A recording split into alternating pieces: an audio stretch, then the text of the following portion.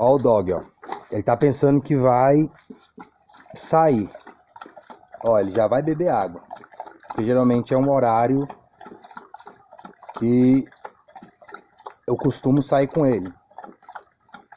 Então ele já entrou num padrão que ele precisa beber água. Isso é muito legal.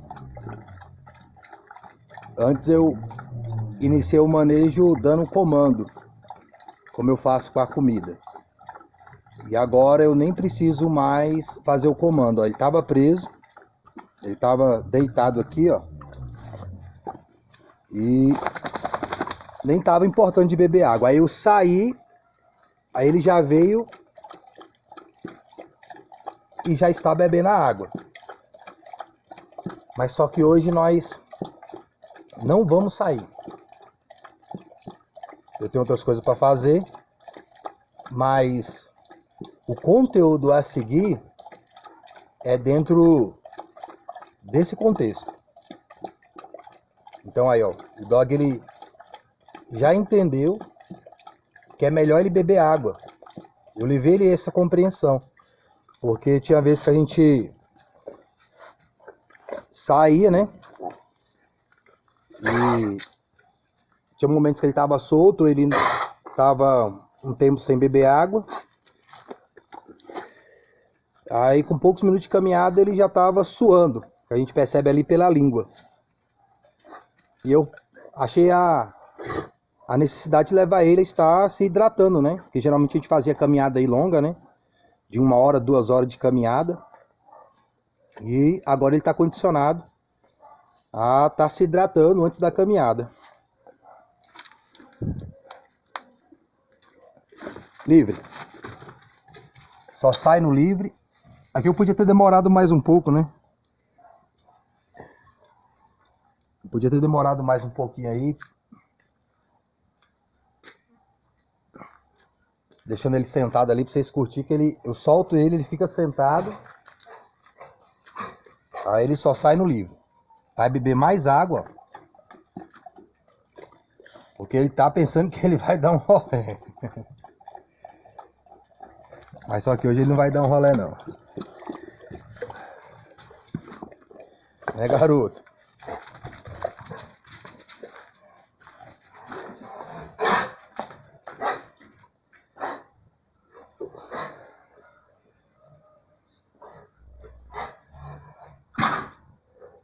Tá esperando o comando. Ele foi lá, mas não comeu, ó. Ó o rabinho. Come. Só o ouro, né? Falou com Deus, tudo de bom.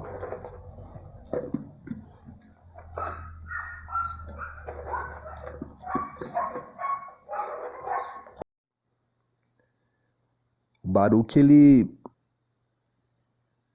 é um dog que ele tem compreendido melhor o que eu quero dele. Graças a Deus também eu conheci o Bandog Brasil, Jairo Teixeira, que foi um divisor de águas no meu entendimento sobre manejo, acrescentou bastante. Eu já trabalho com manejo de dog, meus dog, desde a minha adolescência. Aplico conhecimento nos dog para saber o que funciona e o que não funciona. E dentro desse conhecimento, eu vou aplicando a minha própria técnica. Porque dog, você tem que perceber ele. Você tem que perceber o momento de aplicar um conhecimento e não perder aquela oportunidade para levar o dog à obediência. Então você tem uma técnica, você tem um conhecimento e o dog tem a sua personalidade. O dog ele tem um jeito dele de ser, mesmo sendo da mesma raça. Às vezes o dog ele tem uma atitude de obediência, de um bom comportamento ao qual você não condicionou tecnicamente. Você não levou ele a ter aquele comportamento. Já é da linhagem do dog, da genética dele. Aí você aproveita aquilo e fortalece aquele bom comportamento.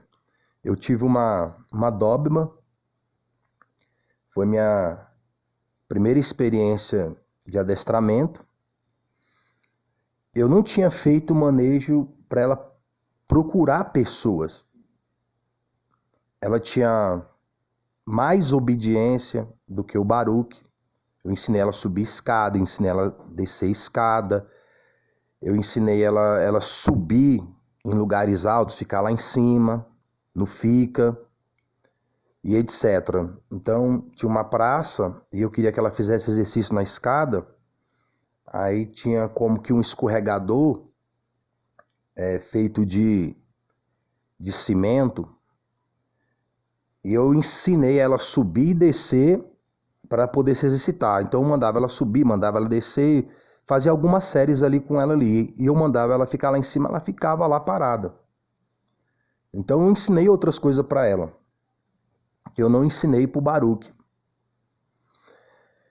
E eu levei ela para um campo aberto. Eu estava com um primo meu, ele criança, pequenininho,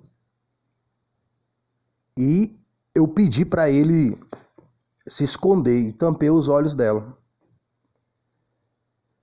E quando eu tirei a mão dos olhos dela, ela levantou a cabeça assim, ela percebeu que ele não estava ali.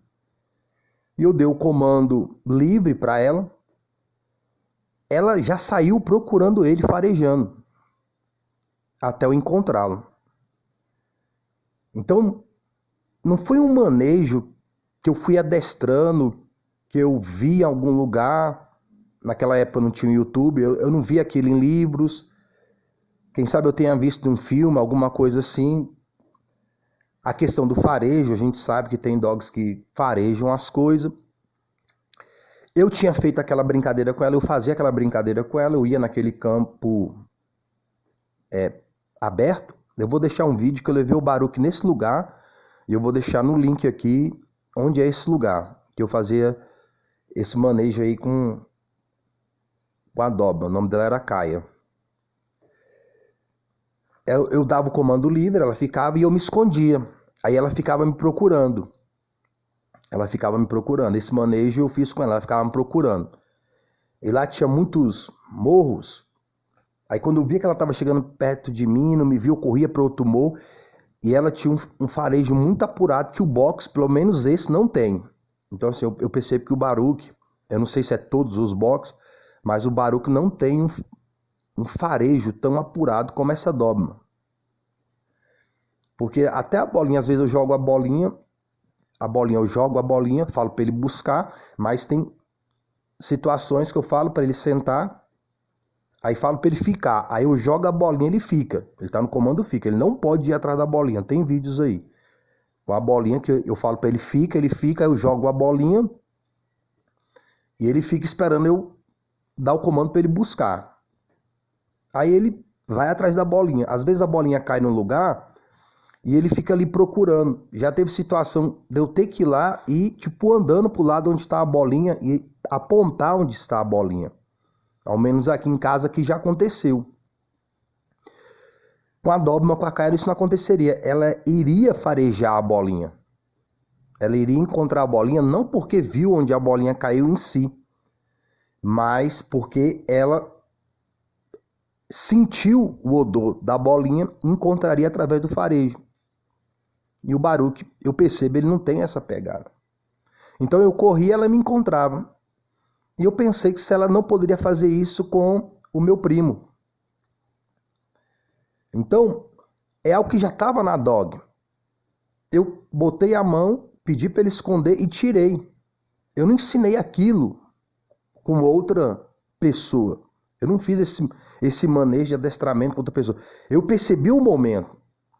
Então, você está fazendo um manejo com dog e você está aplicando as técnicas, aí você aplica a sua técnica, você aplica a sua percepção nesse manejo. Por isso que eu incentivo a pessoa a praticar um manejo, a treinar, para que ela perceba certas situações. E ela mesma desenvolva uma técnica a qual sirva para o seu dog, a qual sirva para o seu contexto de vida.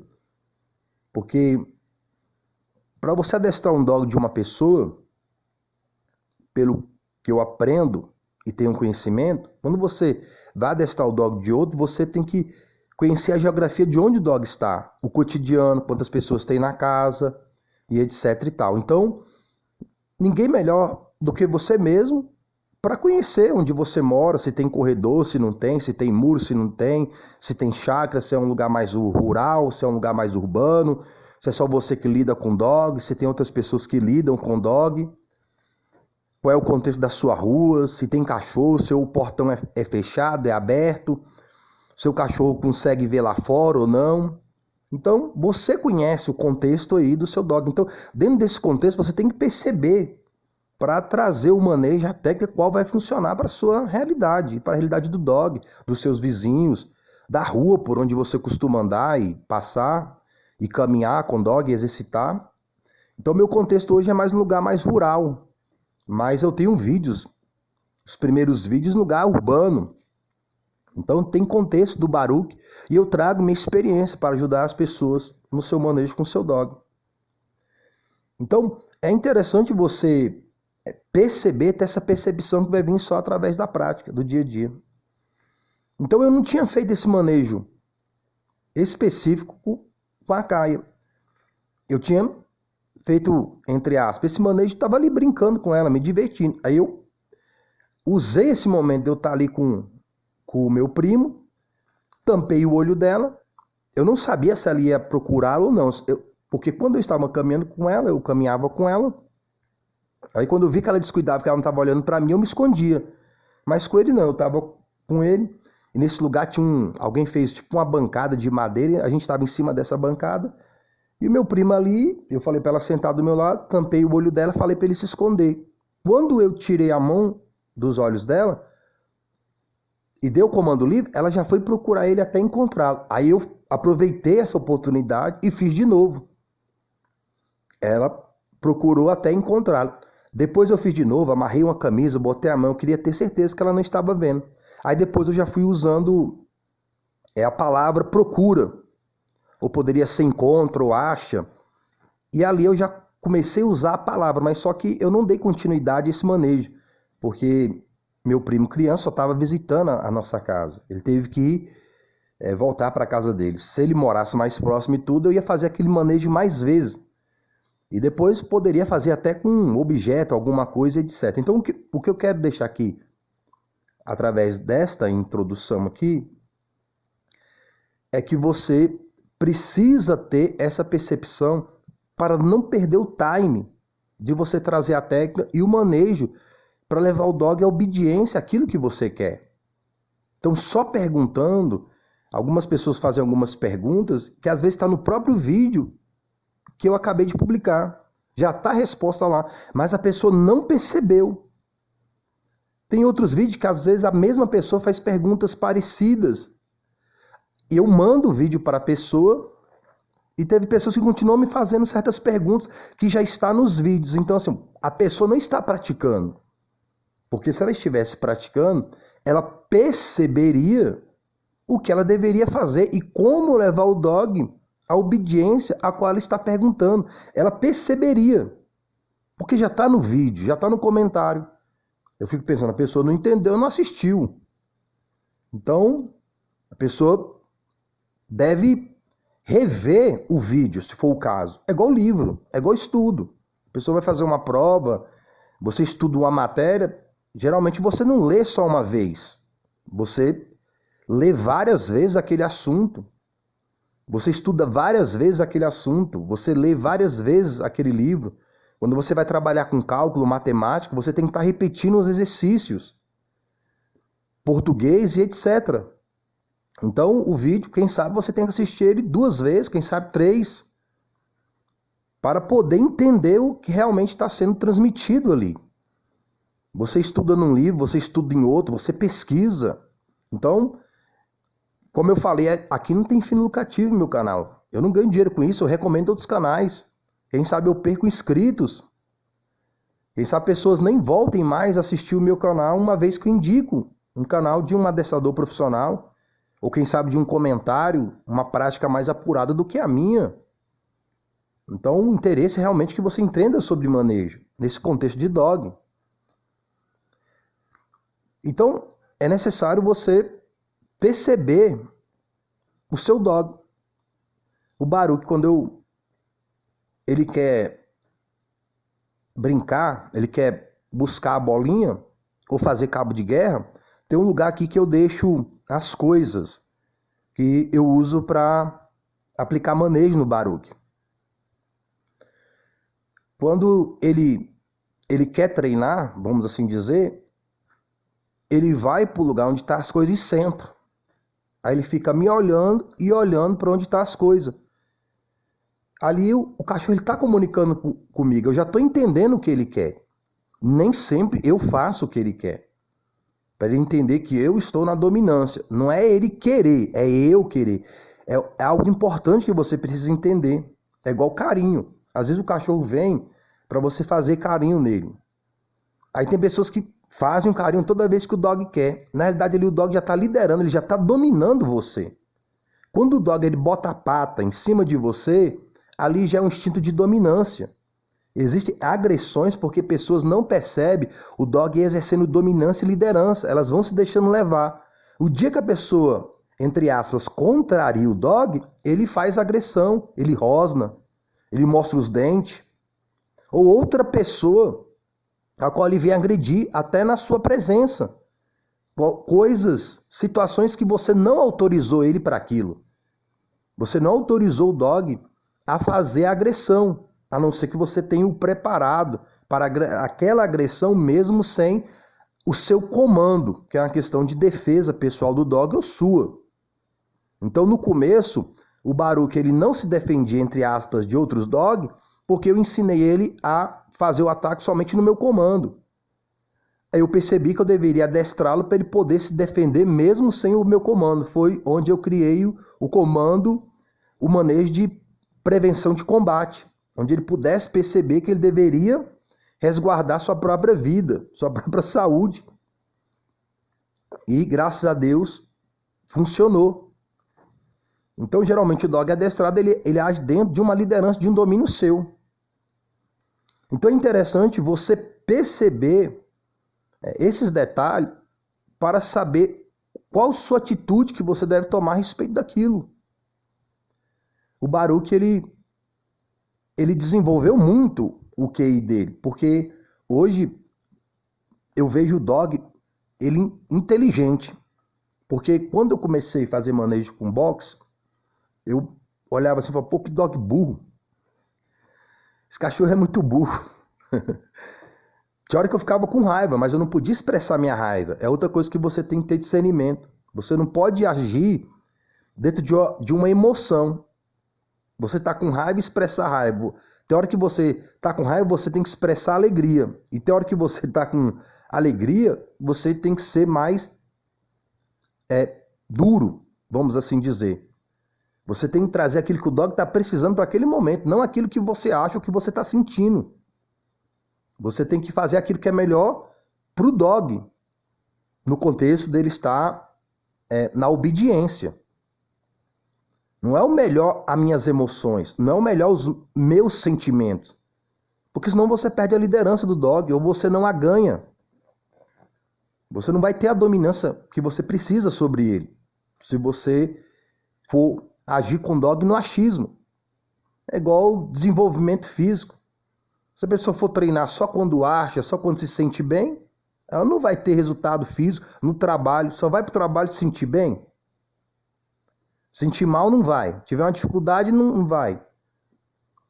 Na vida espiritual, só ora se sentir bem. Só louva a Deus se sentir bem. Então se não estiver se sentindo bem, não ora, não louva a Deus. Então tem coisa na vida que não é você sentir bem. É o que você tem que fazer. Faça chuva ou faça sol. Então, quando eu ia sair com o Baruch, eu caminhava com ele longos percursos, às vezes nem tanto, mas a maioria é longa. E ele começava a cansar. porque ficava solto no quintal, às vezes fazia guarda à noite, eu saía com ele na parte da manhã cedo, quando eu poderia, ou no final da tarde. Eu percebi que ele deveria beber água antes. E através do meu entendimento, porque na realidade, entre aspas, o burro estava sendo eu. Porque se o cachorro está tendo um mau comportamento, a culpa não é do dog. É de quem é responsável por ele no manejo. Que não está levando a entender ou não está tendo dominância, liderança suficiente ou nenhuma para que o dog faça aquilo que se deve. E eu comecei a levar ele a beber água antes dele fazer a caminhada. Da mesma maneira que eu boto ele para sentar, ele come só no meu comando, se eu estiver em casa. Se eu não tiver, ele fica mais livre para comer o horário que ele... Geralmente é o mesmo horário que eu dou a comida para ele entra num padrão. Mas quando eu boto a comida e ele espera eu dar o comando para ele poder comer. E eu fiz isso também em relação à água. A princípio ele não estava entendendo, mas eu com a técnica correta, com o entendimento correto, com a minha evolução no manejo. Então, hoje, eu não preciso mais falar para o Baruch beber água. Quando é o horário dele caminhar, porque geralmente o cachorro ele tem um padrão dentro dele. Se você acostumar ele em certos horários, certo padrão, ele vai condicionar. Então ele sabe que naquele horário ele vai sair, nós vamos caminhar. Quando eu saio, eu pego aquele V, ele já vai beber água. Ele já vai beber água. Ou ele está me dizendo, olha só a percepção do dog. Ele me vê, me olha e ele vai beber água. O que ele está dizendo? Vamos caminhar? Então pode ser esses dois contextos. Ele está percebendo que eu vou levar ele para caminhar e ele vai beber água, ou ele mesmo está me dizendo, eu quero caminhar e vai beber água. Aí cabe a mim saber se é o momento ou não para a gente fazer o exercício. A mesma coisa da bolinha. Então você tem que ter esse discernimento. Quando o dog está querendo alguma coisa e você usar aquilo que o dog está querendo e exercer dominância e liderança sobre ele. Então, ele quer a bola, brincar com a bolinha. Opa, ele está eufórico. Eu percebo que é um momento ali adequado para fazer o manejo com ele, de obediência. Usar aquilo que ele gosta para que ele tenha uma melhor obediência à minha liderança, à minha dominância sobre ele. Então, eu não vou dar a bolinha simplesmente para ele brincar com a bolinha. Eu vou exercer comando, liderança sobre ele. Eu vou pegar a bolinha, ele vai vir, eu posso mandar sentar ou não. Eu simplesmente seguro a bolinha e ele já entende. Deixa eu sentar. Quando eu sento, ele joga a bolinha, ele vai brincar comigo dentro do contexto dele. Então, você leva o dog a pensar que está na liderança nesse contexto. Você está tendo como que um diálogo com o dog.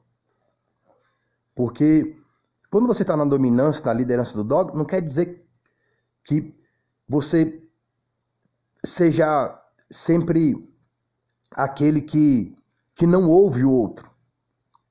Você ouve o outro e você decide se você aceita ou não. Às vezes você aceita. E o dog entende que o seu aceitar é porque você é o líder. Mas se você não quiser, você também não faz. Aí ele se subordina a você. Ele aceita a sua liderança. Então ele vai querer ter cada vez uma atitude a qual você, entre aspas, ceda aquilo que ele quer. Então, você está fazendo o que o dog quer, mas primeiro ele está fazendo aquilo que você quer e você está passando essa informação para ele. Aí você fala, poxa, mas eu não entendi. É porque você não pratica o conhecimento. É porque você não pratica o manejo. A partir do momento que você praticar o manejo, aí você vai entender o que eu estou transmitindo aqui, falando aqui.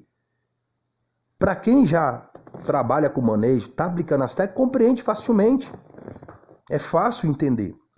Tem situações que eu estou num culto, o pregador fala algumas palavras, eu já entendi o que ele quer falar, mesmo sem ele terminar o sermão. Sem ele concluir. Eu já sei qual livro que ele está falando, eu já sei qual texto ele está falando, eu sei de que personagem bíblico ele está falando.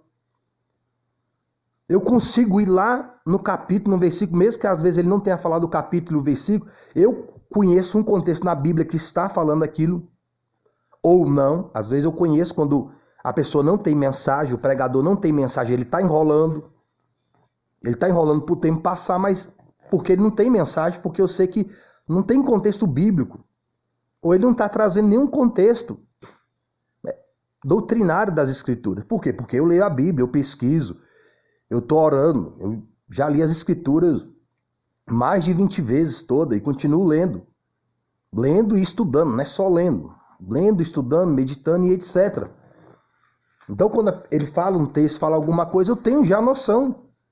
E não só ler, mas a prática também do meu dia a dia. Porque o que faz compreender mesmo as Escrituras é o praticar aquilo que se ouve de Deus.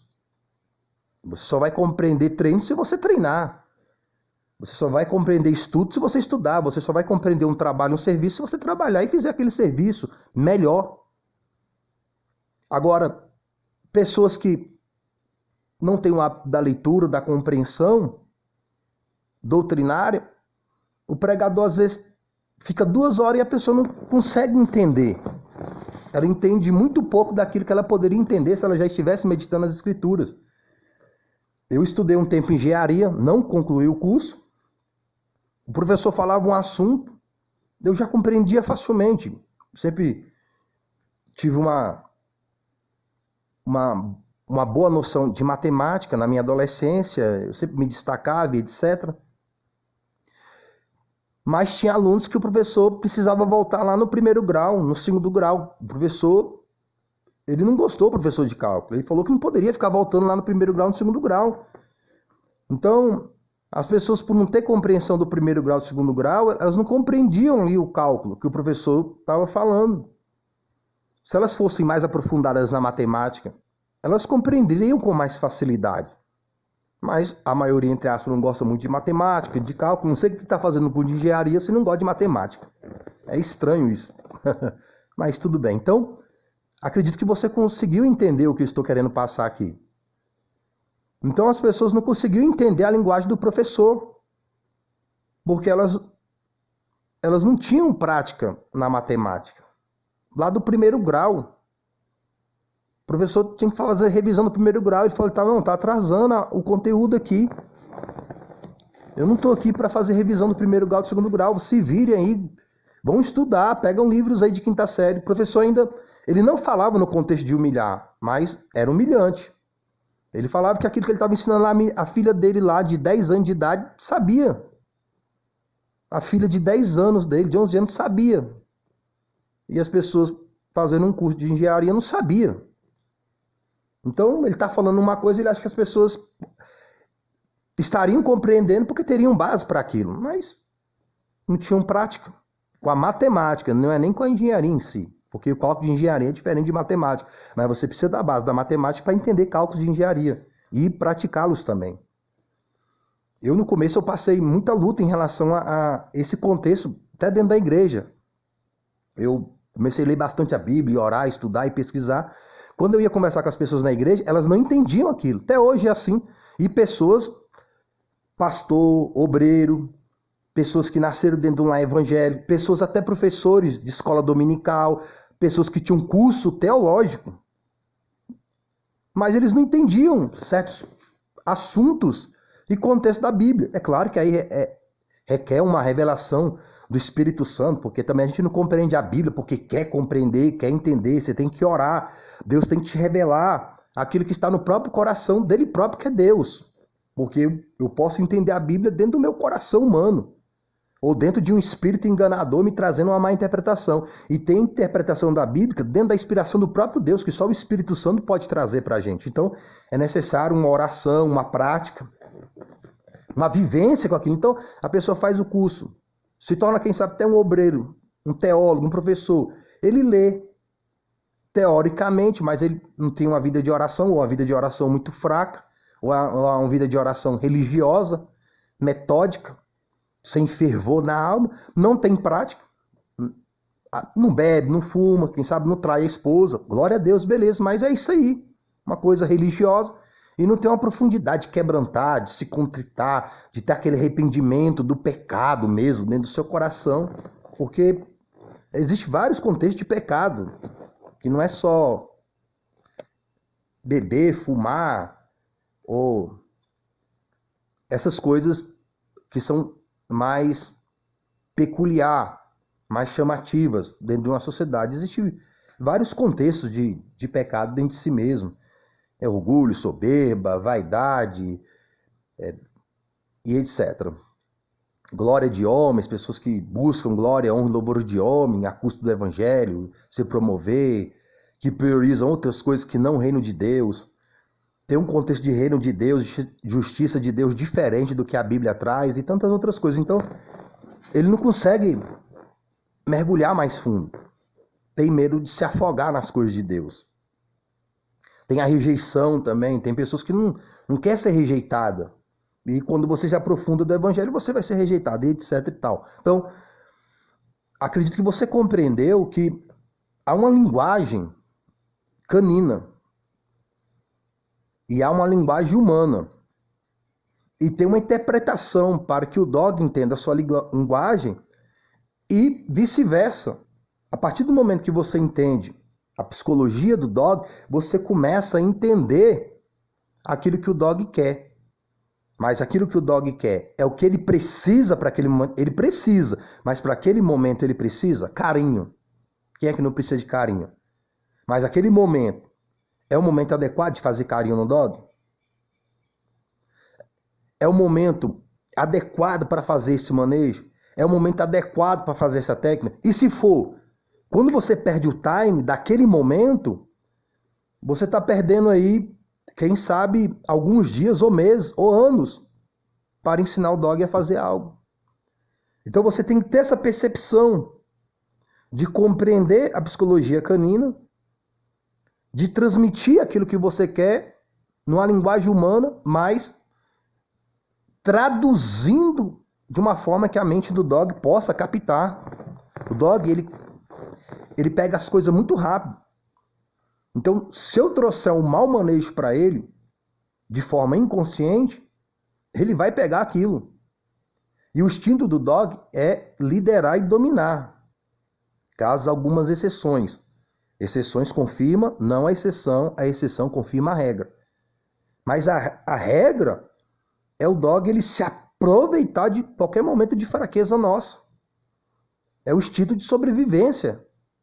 Se o líder mostrar fraqueza, se ele entrar no confronto e ele quebrar uma pata, já era o líder. Se ele não conseguir liderar, alguém vai assumir essa posição. Então, se você não assumir essa posição de liderança, de dominância sobre o dog, ele vai, sem sombra de dúvida, independente do porte dele. Ele vai usar essa oportunidade para exercer liderança e dominância. Porque a sobrevivência dele está em ter um líder. Em ter alguém que o domine. Se esse não faz, então ele mesmo tem que dar um jeito de se virar. Ele se vira. Então, dentro desse contexto, acontece um mau manejo. Dentro desse contexto, acontece da pessoa trazer um comportamento que o dog não deveria ter. Aí a pessoa acha que foi do acaso. Não, você foi criando aquele mau padrão no dog, porque você não percebeu a linguagem do dog. Então, nem tudo que um filho quer, você deve dar, mesmo que você possa dar. Se um pai dá tudo que o filho quer, tudo na hora que o filho quer, amanhã vai estar tendo um problema com esse filho, com essa filha. A pessoa deve demonstrar claramente ao filho, à filha, que é dependente. Pode até viver sua vida de independência depois e assumir as suas consequências.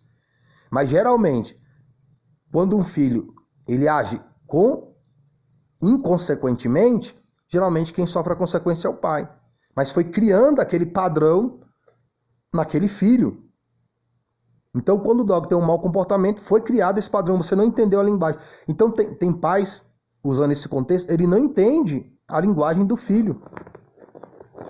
E o filho está exercendo uma dominância, uma liderança que depois é difícil de tirar quando está adulto.